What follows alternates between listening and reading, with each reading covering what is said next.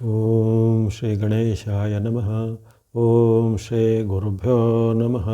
ನಮಃ ಸೂರ್ಯ ಚಂದ್ರ ಮಂಗಲ ಬುಧ ಚ ಗುರು ಶುಕ್ರ ಶನಿಭ್ಯಶ್ಚ ರಾಹವೇ ಕೇತವೇ ನಮಃ. ನಮಸ್ತೆ. ಆಸ್ಟ್ರೋ ಆಚಾರ್ಯ ಗುರೂಜಿ ವಾಹಿನಿಗೆ ತಮಗೆಲ್ಲರಿಗೂ ಆಧಾರದ ಸ್ವಾಗತ. ವಾಹಿನಿಯನ್ನು ನಿರಂತರ ವೀಕ್ಷಿಸಿ ಪ್ರೋತ್ಸಾಹಿಸಿ ಸಬ್ಸ್ಕ್ರೈಬ್ ಮಾಡೋದು ತಮಗೆಲ್ಲರಿಗೂ ಅನಂತ ಧನ್ಯವಾದಗಳು ಸಲ್ಲಿಸುತ್ತಾ ಮಾಸ ಭವಿಷ್ಯದ ಕಾರ್ಯಕ್ರಮಕ್ಕೆ ಸ್ವಾಗತ. ಹಾಗೂ ತಮಗೆಲ್ಲರಿಗೂ 2026 ಹೊಸ ವರ್ಷದ ಹಾರ್ದಿಕ ಶುಭಾಶಯಗಳು.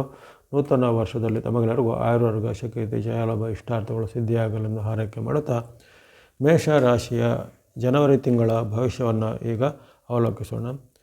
ಮೇಷರಾಶಿಗೆ ಜನವರಿ ತಿಂಗಳ ವಾಕ್ಯ ಅನುಸಾರವಾಗಿ ಧನ, ಭೂಮಿ, ಮನೆ, ವಾಹನ ಯೋಗ, ಆರೋಗ್ಯ, ಬಾಂಧವ್ಯ, ಎಚ್ಚರಿಕೆ ಅವಶ್ಯಕ ಅಂತ ಬಂದಿದೆ. ಹಾಗಾಗಿ ಈ ಜನವರಿ ತಿಂಗಳ ಒಂದು ಫಲಿತಾಂಶದಲ್ಲಿ ಮೇಷರಾಶಿಗೆ ಅನೇಕ ರೀತಿಯ ಧನ ಲಾಭ ಹಾಗೂ ವಿವಿಧ ರೀತಿಯ ವ್ಯಾವಹಾರಿಕ ಲಾಭ, ಭೂಮಿಗೆ ಮನೆಗೆ ಸಂಬಂಧಪಟ್ಟ ಇಷ್ಟಾರ್ಥಗಳು ಕೈಗೊಳ್ಳುವಂಥ ಯೋಗ ಗ್ರಹಗಳ ಬೆಂಬಲದಿಂದ ಬರಲಿದೆ. ಆದರೆ ಅದೇ ಕಾಲದಲ್ಲಿ ಆರೋಗ್ಯದ ವಿಚಾರವಾಗಿಯೂ ಜೊತೆಗೆ ನಿಮ್ಮ ನಡವಳಿಕೆ, ಬಾಂಧವ್ಯ ಅಂದರೆ ರಿಲೇಷನ್ಶಿಪ್ಗಳ ವಿಚಾರವಾಗಿಯೂ ಸ್ವಲ್ಪ ಮಟ್ಟಿಗೆ ಕಾಳಜಿ ಖಂಡಿತ ಬೇಕಾಗುತ್ತೆ. ವರ್ಷದ ಒಂದು ಸಂಪೂರ್ಣವಾದ ಭವಿಷ್ಯವನ್ನು ಈಗಾಗಲೇ ನಾವು ಪ್ರಸಾರ ಮಾಡಿದ್ದೇನೆ. 2026 ವರ್ಷದಲ್ಲಿ ಪ್ರತಿಯೊಂದು ರಾಶಿಗಳು 12 ರಾಶಿಗಳ ಪ್ರತ್ಯೇಕವಾದ ವಿಡಿಯೋ ಪ್ರಸಾರ ಮಾಡಿದ್ದೇನೆ. ಆ ವಾರ್ಷಿಕ ಭವಿಷ್ಯವನ್ನು ಸಹ ನೀವು ಗಮನಿಸಿಕೊಳ್ಳಿ. ಅದರಲ್ಲಿ ಪ್ರತಿಯೊಂದು ರಾಶಿಯ ತಿಂಗಳಿಗೆ ಅನುಸಾರವಾದ ಸಂಕ್ಷಿಪ್ತವಾದ ಮುನ್ನೋಟವನ್ನು ಅದರಲ್ಲಿ ವಿವರ ಮಾಡಿದ್ದೇನೆ. ಈಗ ಇಲ್ಲಿ ನಾವು ಜನವರಿ ತಿಂಗಳ ಭವಿಷ್ಯವನ್ನಷ್ಟೇ ಅವಲೋಕಿಸುವಂಥದ್ದು. ಜನವರಿ ತಿಂಗಳಲ್ಲಿ ನಿಮಗೆ ವಿಶೇಷವಾಗಿ ಕೆಲವೊಂದು ಗ್ರಹಗಳ ಅನುಕೂಲದ, ಉದಾಹರಣೆಗೆ ರವಿ, ಬುಧ, ಶುಕ್ರ ಮತ್ತು ರಾಹುಗಳು ಪೂರಕವಾಗಿರ್ತವೆ. ನವಗ್ರಹಗಳಲ್ಲಿ 5 ಗ್ರಹಗಳ ಬೆಂಬಲವನ್ನು ಪಡೆಯುವಂಥ ಅವಕಾಶ ನಿಮಗೆ ಈ ತಿಂಗಳಲ್ಲಿ ಇದೆ.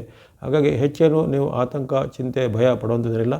ಸಾಡೆ ಸಾತಿಯ ಪರ್ವದಲ್ಲಿ ಇದ್ದರೂ ಸಹಿತ ಜನವರಿ ತಿಂಗಳಲ್ಲಿ ಹಲವಾರು ಪುಷ್ಟಿದಾಯಕ, ಹಲವಾರು ಅದೃಷ್ಟದಾಯಕ ಅಂಶಗಳು ನಿಮಗೆ ಈ ತಿಂಗಳಲ್ಲಿ ಸಿಗಲಿವೆ. ವಿಶೇಷವಾಗಿ ಗ್ರಹರಾಜರಾದಂಥ ಸೂರ್ಯ ಭಗವಂತರು ಮಕರ ಸಂಕ್ರಾಂತಿಯ ದಿನದಿಂದಲೇ ನಿಮಗೆ ವಿಶೇಷವಾಗಿ ಆಶೀರ್ವಾದನ ಮಾಡ್ತಾ ಇದ್ದಾರೆ. ಗಮನಿಸಿಕೊಳ್ಳಿ, ಈ ಸಾಡೆ ಸಾತಿಯಲ್ಲಿರುವಂತಹ ಮೀನರಾಶಿಗೆ ಹಾಗೂ ಮೇಷರಾಶಿಗೆ ಒಂದು ಅಪೂರ್ವವಾದ ಅವಕಾಶ ಜನವರಿ ತಿಂಗಳಲ್ಲಿ ಬರುತ್ತೆ. ಅಂದರೆ ನಿಮಗೆ ಅಲ್ಲಿ ರವಿ ಪುತ್ರನ ಒಂದು ವಿಶೇಷವಾದ ಪರೀಕ್ಷೆ ಇದ್ದರೂ ಸಹಿತ ಆ ಸಾಕ್ಷಾತ್ ರವಿ ಭಗವಂತರಂದರೆ ಎಲ್ಲ ಗ್ರಹಗಳಿಗೆ ಅಧಿಪತಿಯಾದಂಥ ಸೂರ್ಯ ಭಗವಂತರ ಆಶೀರ್ವಾದ ಸಿಗುವಂಥ ಕೆಲವೇ ರಾಶಿಗಳಲ್ಲಿ ಈ ಮೇಷರಾಶಿಯು ಒಂದಾಗಿರುತ್ತೆ.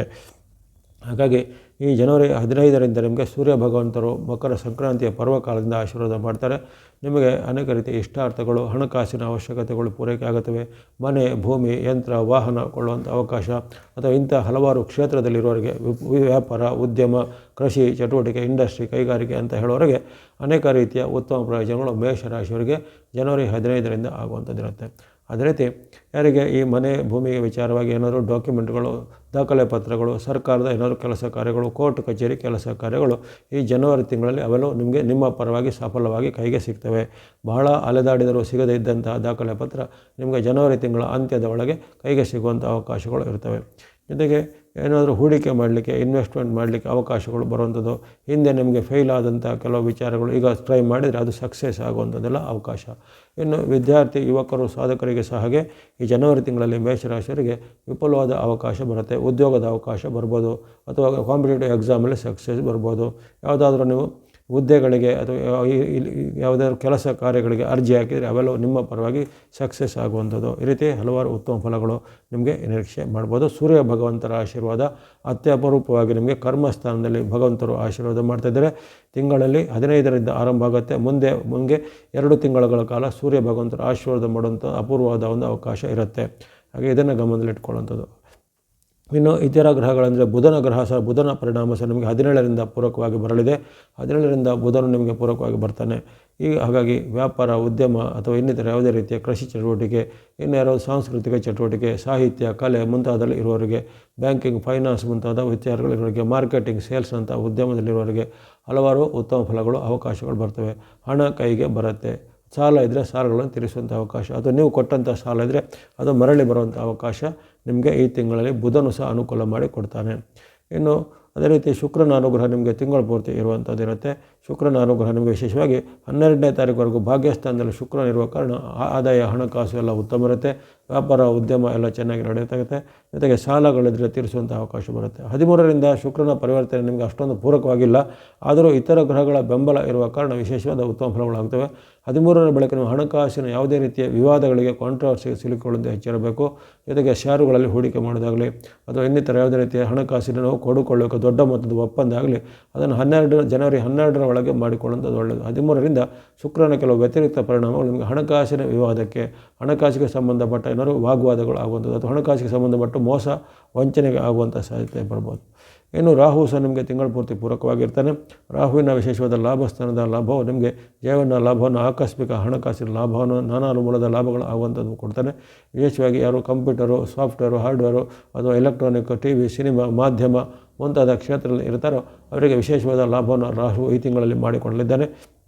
ಇನ್ನು ಹಲವಾರು ವ್ಯಾಪಾರ ಉದ್ಯಮಗಳಲ್ಲಿ ಹೂಡಿಕೆ ಮಾಡುವಂಥವರಿಗೆ, ಷೇರು ಮಾರುಕಟ್ಟೆಗಳಲ್ಲಿರುವಂಥವರಿಗೆ ಜನವರಿ ತಿಂಗಳಲ್ಲಿ ಹಲವಾರು ಉತ್ತಮವಾದ ಅದೃಷ್ಟದ ಅವಕಾಶಗಳು ಕೈ ಬೀಸಿ ಕರೆಯುತ್ತವೆ. ಹಾಗೆ ರಾಹುವಿನ ಬೆಂಬಲ ಸಹ ಇರುತ್ತೆ. ಇನ್ನು ವಿರುದ್ಧವಾಗಿರುವ ಗ್ರಹಗಳು ಸಹ ಇದ್ದಾವೆ, ನಿಮಗೆ ಇಲ್ಲ ಅಂತಲ್ಲ. ಅಲ್ಲಿ ನಿಮ್ಮ ರಾಶಿಯಾಧಿಪತಿ ಮಂಗಳನು ನಿಮಗೆ ತಿಂಗಳ ಪೂರ್ತಿ ವಿರುದ್ಧವಾಗಿರ್ತಾನೆ. ಮಂಗಳನು ವಿರುದ್ಧವಾಗಿರೋ ಕಾರಣ ಅನೇಕ ಬಾರಿ ನಿಮಗೆ ಆರೋಗ್ಯದಲ್ಲಿ ಸಮಸ್ಯೆ ಬರ್ಬೋದು, ಮಾತಿನ ಚಕಮಕಿ ಬರ್ಬೋದು. ಅಲ್ಲಿ ನವಮ ಮತ್ತು ನಿಮ್ಮ ಕರ್ಮಸ್ಥಾನದಲ್ಲಿ ಮಂಗಳನು ಬರೋ ಕಾರಣ ಅನೇಕ ರೀತಿಯ ಕಿರಿಯರಿಂದ ನಿಮಗೆ ಸವಾಲುಗಳು ಬರ್ಬೋದು. ನಿಮಗಿಂತ ಜೂನಿಯರ್ ಅಥವಾ ನಿಮಗಿಂತ ವಯಸ್ಸಿನಲ್ಲಿ ಕಿರಿಯರು ನಿಮ್ಮ ವಿರುದ್ಧ ಸಂಚು ಮಾಡೋದು, ನಿಮ್ಮ ಹತ್ರವನ್ನು ಜಗಳ ಕಾಯುವಂಥದ್ದು, ನಿಮ್ಮ ವಿರುದ್ಧ ಕಂಪ್ಲೇಂಟ್ ದಾಖಲು ಮಾಡುವಂಥದ್ದು, ಕೇಸುಗಳು ಮಾಡುವಂಥದ್ದು ಮುಂತಾದ ಘಟನೆಗಳು ಆಗ್ಬೋದು. ಸಹೋದರಿಯರ ಬಾಂಧವ್ಯ ಸಹ ಈ ಜನವರಿ ತಿಂಗಳಲ್ಲಿ ಹದಗೆಡ್ಬೋದು. ಜೊತೆಗೆ ಯಾವುದಾದ್ರೂ ರೀತಿಯ ಹಣಕಾಸಿಗೆ ವ್ಯವಹಾರಕ್ಕೆ ಸಂಬಂಧಪಟ್ಟ ಏನಾದರೂ ವಿವಾದಗಳು, ಕೇಸುಗಳು ದಾಖಲಾಗುವಂಥದ್ದು. ಈ ರೀತಿ ಅನೇಕ ರೀತಿಯ ಅಡ್ಡ ಪರಿಣಾಮಗಳು ಮಂಗಳರು ಕೊಡ್ಬೋದು. ಇನ್ನು ಆರೋಗ್ಯದ ಮೇಲೆ ಸಹ ಮಂಗಳನ ಪರಿಣಾಮ ಅಷ್ಟು ಉತ್ತಮ ಇಲ್ಲ. ಬಾಡಿಯಲ್ಲಿ ಹೀಟ್ ಹೆಚ್ಚಳ ಆಗುವಂಥದ್ದು, ಕೆಲವು ಅಲರ್ಜಿಗಳು ಬರುವಂಥದ್ದು, ಹೊಟ್ಟೆ ನೋವು, ಅಜೀರ್ಣ ಅಥವಾ ಅಲ್ಸರ್ನಂಥ ಸಮಸ್ಯೆಗಳು ಕೆಲವರಿಗೆ ಬರ್ಬೋದಾಗಿದೆ. ಹಾಗಾಗಿ ಮಂಗಳನ ವೈರುಧ್ಯವನ್ನು ನೀವು ಗಮನದಲ್ಲಿಟ್ಕೊಂಡು ಆರೋಗ್ಯ, ಹಣಕಾಸು, ಮಾತಿನ ಬಗ್ಗೆ ಎಚ್ಚರ, ಅನಾವಶ್ಯಕ ಚರ್ಚೆ, ಅನಾವಶ್ಯಕ ವಾಗ್ವಾದವನ್ನು ನೀವು ತಪ್ಪಿಸ್ಕೋಬೇಕಾಗತ್ತೆ. ಇನ್ನು ಗುರುವಿನ ಬೆಂಬಲ ನಿಮಗೆ ಇರೋದಿಲ್ಲ.